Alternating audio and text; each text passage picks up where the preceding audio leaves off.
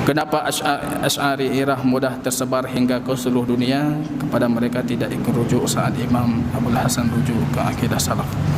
Kenapa Asy'ariyah mudah tersebar bahkan menjadi akidah yang seperti dikatakan, didakwakan ini akidahnya mayoritas kaum muslimin?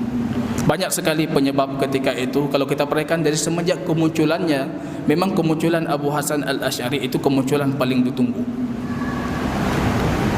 Ketika di saat itu kaum muslimin sudah lelah dengan pertikaian para ahli kalam Mu'tazilah dan para ahli hadis ataupun ahli fikih.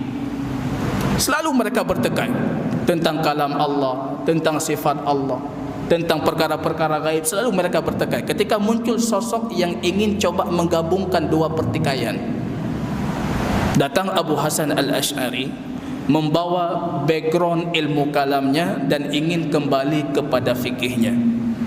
Maka di saat seperti itu seolah-olah kaum muslimin menunggu datangnya seorang penyelamat. Maka Imam Abu Hasan al-Asy'ari dari awal kemunculan kepindahan beliau dari Mu'tazilah langsung paling disegani dan paling ditunggu oleh umat. Belum lagi dukungan penguasa ketika itu sudah menipis untuk orang-orang Mu'tazilah. Didukung dengan kekuasaan yang dimiliki oleh penguasa, kecintaan masyarakat kepada beliau, dan akhirnya akidah ini turun-temurun dan tersebar turun-temurun. Kalau hari ini didukung dengan banyaknya para ulama yang dinisbahkan, tapi masih dalam konteks tanda tanya. Ibnu Hajar al-Asqalani Asy'ari, itu tanda tanya. Imam Nawawi Asy'ari, itu tanda tanya. Imam Daruqutni Asy'ari, itu tanda tanya. Imam-imam yang kita sebutkan tanda tanya itu semuanya didakwakan mereka Asy'ari, dan ini mendapat dukungan umat, dukungan mayoritas kaum muslimin, sehingga mereka selalu mengatakan kami berjalan di atas satu akidah yang di depan kami itu para imam-imam, para ahli hadis, para imam-imam, para ahli fikih dan lain sebagainya. Ini sebenarnya beberapa faktor yang menjadikan kenapa akidah ini tersebar dengan sedemikian besarnya. Kepada mereka, kenapa mereka tidak ikut rujuk saat Imam Abu Hasan rujuk? Yang jadi pertanyaan, mereka pun tidak mengakui kalau Abu Hasan itu rujuk. Bahkan hari ini banyak sekali para imam-imam Mu'tazilah yang mengatakan Abu Hasan itu masih Mu'tazili, tidak pernah rujuk dari Mu'tazilah. Itu banyak, dan buku dikarang tentang pembahasan ini pun banyak. Mereka cuma mengatakan Abu Hasan itu keluar dari Mu'tazilah tentang furu'nya saja, bukan usulnya.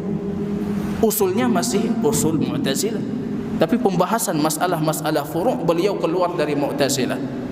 Contoh soal yang pernah kita sebutkan, pertanyaan beliau kepada bapa tirinya Abu Ali al-Jubai. Ini tidak pernah berhenti. Soal seperti ini tidak akan pernah berakhir. Penelitian, berbagai macam penelitian dilakukan. Semuanya nanti ujung-ujungnya mereka akan mengatakan itu yang melakukan Wahabi. Ini Wahabi yang melakukan, pasti tidak ilmiah.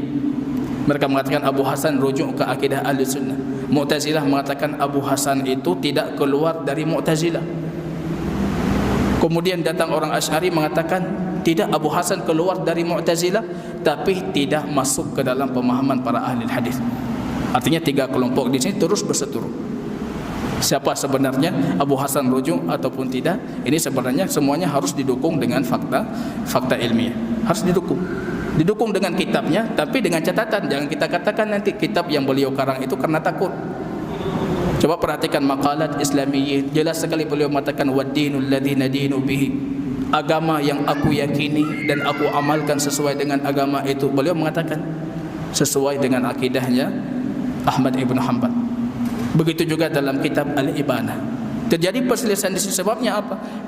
Para ulama juga masih berselisih apa kitab yang terakhir dikarang oleh Abu Hasan. Al-Ibanah, dan sebelumnya Maqalat Islamiyyin ataupun Al-Luma'. Karena di dalam kitab Al-Luma' beliau masih menggunakan retorika para ahli kalam Asy'ariyah. Maka ada yang mengatakan terakhir kali Al-Luma'. Jadi Ibanah itu bukan menunjukkan kalau itu pemahaman Abu Hasan al-Asy'ari. Terakhirnya Al-Luma'. Tapi kalau mereka para ahli hadis ataupun kawan-kawan kita dari Salafi di sini, mereka mengatakan yang terakhir kali beliau mengarang itu Al-Ibanah. Al-Ibanah dan Maqalat Al-Islamiyyin. Di situ jelas sekali beliau menuturkan apa pemahaman dari para ahli hadis dan apa yang beliau yakini dari akidah.